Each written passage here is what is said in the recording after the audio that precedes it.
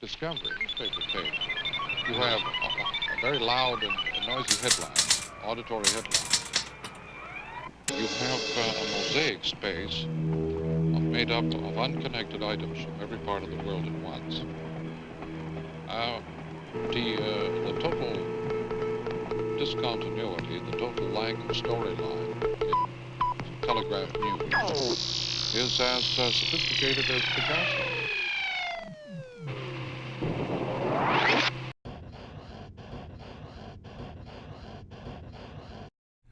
Well, my first answer to that question is that there are really no rules. Really no rules. Ideally, every subject should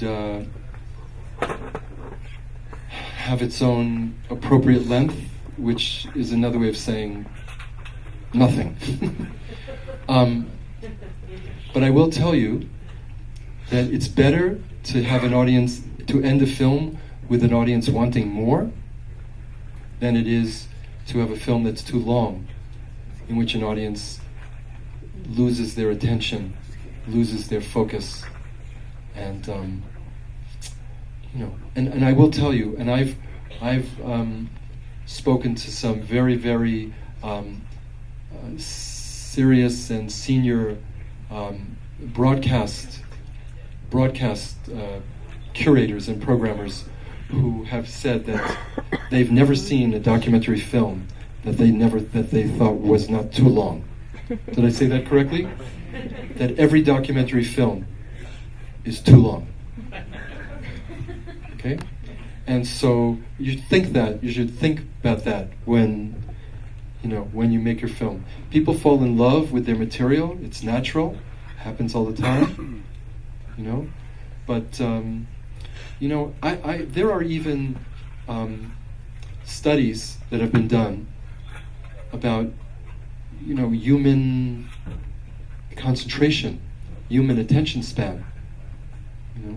Television uses those studies to say 8 minutes, then 2 or 3 minutes of commercials, 8 minutes, 2 or 3 minutes of commercials. I mean, television knows how to do that. But let's forget television for a moment. There was a time when I made films that were 1 hour long, like Nobody's Business is only 1 hour long, for instance. It felt right to me at the time. I have a lot more material I could have used, probably made the film longer. My most recent film is 79 minutes long, and even making films that were the jump for me from 60 minutes to 79 minutes, which is really almost another 20 minutes, another third length long.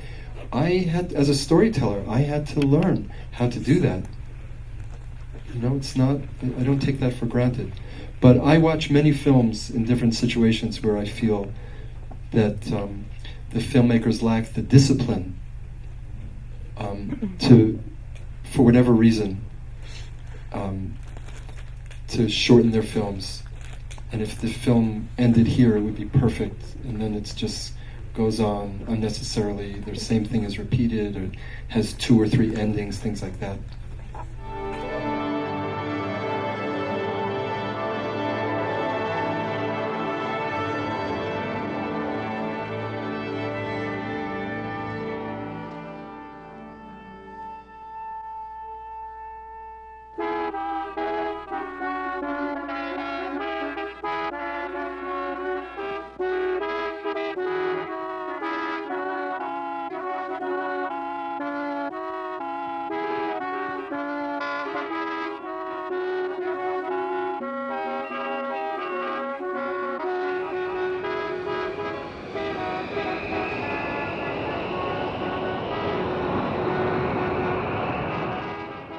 Every film that I make, because it's about my life and because it's about family in some way, I want to be, every film starts as a kind of labor of love.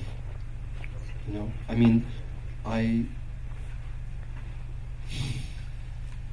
it's each film I make, I'm learning something about myself. I'm learning something about where I come from. I'm learning something about who I am.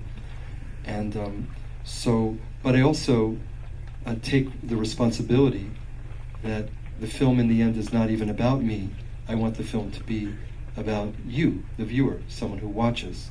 So I'm always thinking that to avoid this idea of indulgence, of my own personal story, and I'm always trying to think of how this film can transcend the specificity, the detail of my life, who I am, where I come from, my relatives, or whatever, and try to turn the film into an experience that will make you think about your family, your relationships, your name, your memory, your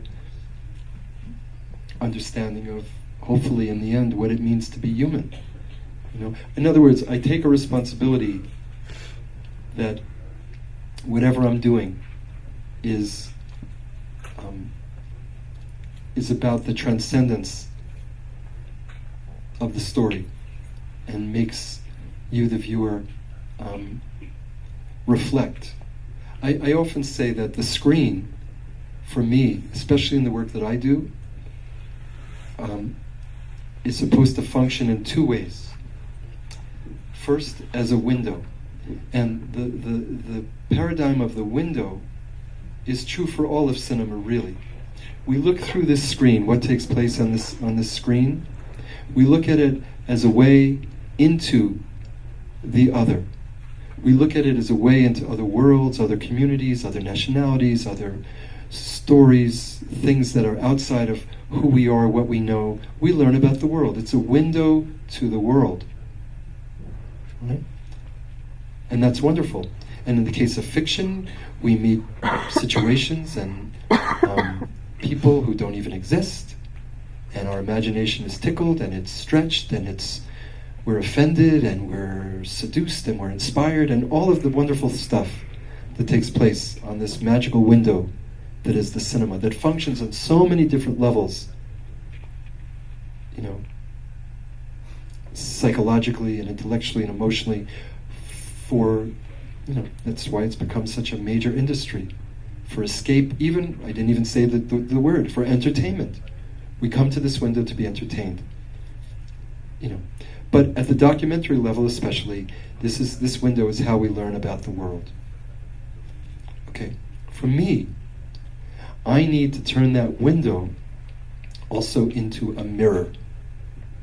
For me and the work that I do, that window also has to allow you at a certain point, and I can't always control when it is or how it happens or to what extent, but I want you suddenly, while you're learning about my father or my name or my cousin or my grandfather or whatever it is that's going on, at a certain point, I want there to be a transference, a shift, a flip, where the window also becomes a mirror. Ideally, if you'll allow, it can be a window and a mirror at the same time. Perhaps that's even the best. But the importance of the idea of the mirror is that somehow in that you see yourself. That it makes you, as you're sitting in the room watching, think about your relationship to what's going on. In the case of my work, your relationship to your family, your relationship to the contracts that bind you, to the people that you love, your understanding of the role of memory and history and family and all those relationships that define who we are in understanding identity, which is really, I suppose, the big theme of the work that I do, and makes you question those very things in your own lives as you sit there. That's what I hope. That's what drives me. That's what I have to be thinking about all the time when I make my work.